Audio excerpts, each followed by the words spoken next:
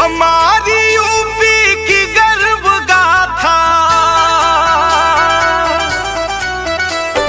हमारी यूपी की गर्व गाथा ये विश्व भर में सुना रहा है। सजा है संगम का कुंभ मेला, प्रयाग तुमको बुला रहा है। सजा है संगम का कुंभ मेला, प्रयाग तुमको बुला रहा है। हमारी यूपी की गर्व गाथा,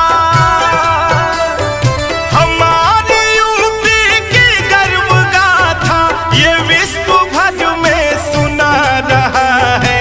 सजा है संगम का कुंभ मेला, प्रयाग तुमको बुला रहा है। सजा है संगम का कुंभ